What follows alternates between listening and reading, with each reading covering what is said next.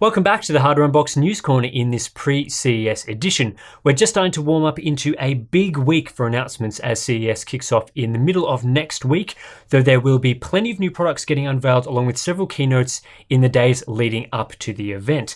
In this week's News Corner, we're going to talk a little bit about what we expect to see at the show, as well as some other early product announcements and a few other interesting tidbits. So the first of the major CES keynotes is happening on Sunday evening US time, with Nvidia CEO Jensen Huang taking the stage. It's here that we expect Nvidia to announce the GeForce RTX 2060, which at this point, well, won't be much of a surprise as there's been plenty of leaks all over the place for the past few weeks. Everything from naming to rough specifications to a few benchmarks to packaging has basically been revealed at this point. We're expecting the RTX 2060 to pack 1920 CUDA cores and 6 GB of GDDR6 memory, although we're not sure on the exact different SKUs. There's been rumors of up to 6 different variants there, or anything about exact launch timing or pricing. We've heard some rumors about these things, but we just don't know right now. We're also not sure about reviews or anything like that, and normally Nvidia cuts it pretty fine with us Australians, so we're not expecting to hear anything until the very last minute. We're also expecting Nvidia to talk about new mobile GPUs, not sure what form they'll take, but we should be seeing a new lineup based on Turing. And then there's also the GeForce 11 series. We've seen some rumors for products like the GTX 1160, but we're not sure what's going on there. Some sites have suggested this will be based on a Turing TU116 GPU without the RT or Tensor cores, but the naming does seem a little strange there. It'll be interesting to see how that one plays out.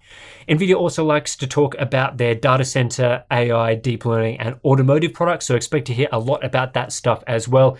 And of course, we'll have our thoughts on whatever Nvidia announces shortly after the keynote. The other big keynote scheduled for CES is from AMD, and this one, I guess it's been generating the most excitement in the community. I think a lot of that is because people are expecting big announcements for third generation Ryzen and Navi GPUs, but as I guess you'd have to say controversially revealed a while back, neither of those product lines will be getting unveiled or announced at CES, and they definitely won't be launched or released.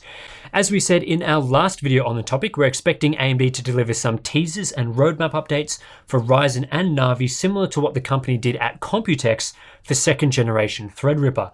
But if you're expecting, product names, SKUs, specifications, pricing, and all that sort of thing, I think you'll be pretty disappointed with what the keynote is going to offer.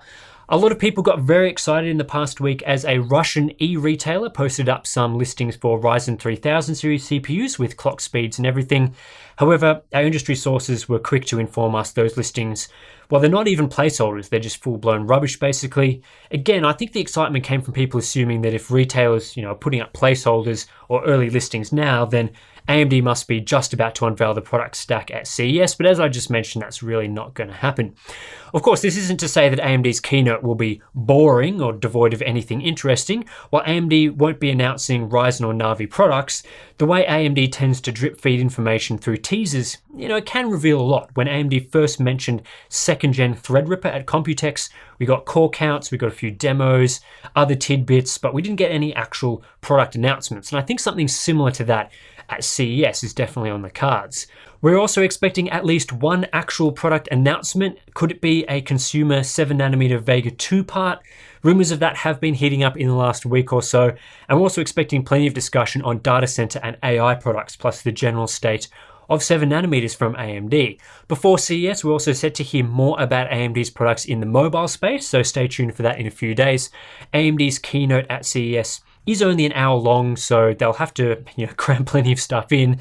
And again, we'll have our thoughts on their announcements and teasers later in the day, mostly because the keynote is at 4 AM local time for us. Moving on, CES is also a big time for monitor announcements. Lots of companies usually unveil not only their next generation TVs at the show, but also their new monitors that they'll be releasing throughout the year. First up, we have Samsung, who have announced 3 new monitors without giving a whole bunch of information. The biggest announcement of the bunch is the CRG9, which is a 49-inch super ultra-wide display with a 5120 by 1440 resolution and, crucially, a 120Hz refresh rate. We've already seen a few 5120 by 1440 monitors on the market, but this is the first to push up to a 120Hz refresh rate, which makes it a great monitor for gamers, at least potentially. At this size and resolution, addition, we're looking at the equivalent of two 27-inch 1440p monitors side by side. So that's, the next step up from 3840 by 1080 monitors that hit the market over the last year or so. The CRG9 is also FreeSync 2 HDR certified with peak brightness up to 1000 nits. Hopefully there's decent wide gamut and local dimming support, because if Samsung gets both of those aspects right as well, we could have a decent HDR product on our hands here. Samsung also announced the UR59C, a 32-inch curved 4K monitor with a super slim design. This isn't a gaming display, it's more marketed towards content creators with support for 1 billion colors. Then there's also the Samsung Space Monitor, available in both 27-inch and 32-inch sizes at a 4K resolution. The key feature to the Space Monitor is the clamp-style stand, which can be positioned in a number of angles. Gigabyte are also set to unveil their first gaming monitor, possibly for a release on January 16th. The company has been teasing this new display on Twitter, which likely means their Aorus monitor that leaked to Reddit a few months back is coming quite soon. While the Twitter posts don't reveal a whole lot other than it will be a 10-bit display, though not sure if it's native 10-bit, the leaks indicate it's a 1440p 144Hz IPS monitor with FreeSync. The design is also reminiscent of Acer Predator and Asus ROG monitors, for better or worse. Then finally, we have some updates to the VESA display HDR specifications with the addition of 3 new tiers. 2 of the tiers are specifically for OLED displays. We have Display HDR 400 True Black and Display HDR 500 True Black. These are very similar to their Display HDR standard counterparts, except with a few tweaks specific to OLED displays to match their lower black levels and superior transition times.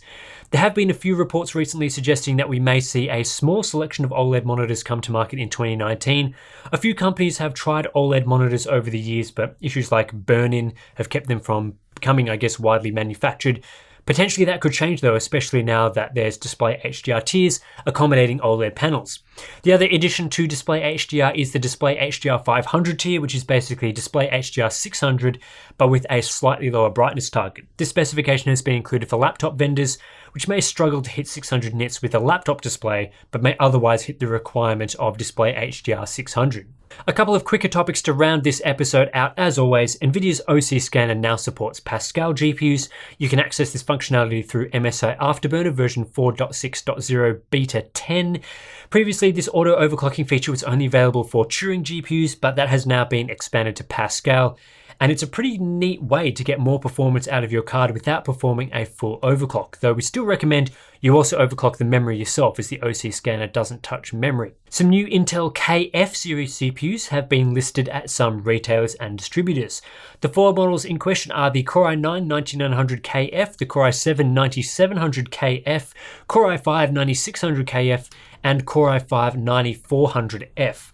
While the specifications haven't been officially confirmed by Intel, the listings appear to show identical specs to the regular non-F models, but without an iGPU present. Having these F processors would make a lot of sense, as many system builders use a discrete GPU in their PC anyway. Selling chips that have a non-functional GPU would allow Intel to get better yields, rather than simply throwing away an 8-core CPU that's otherwise fine. No word on when these chips will officially launch, but it sounds like it's not too far away. Final topic of this week, Nvidia is facing a class action lawsuit over the company's alleged failure to properly manage the cryptocurrency market decline. The California-based Shaw law firm claims Nvidia made false and misleading statements relating to the company's ability to sustain GPU sales after a cryptocurrency crash.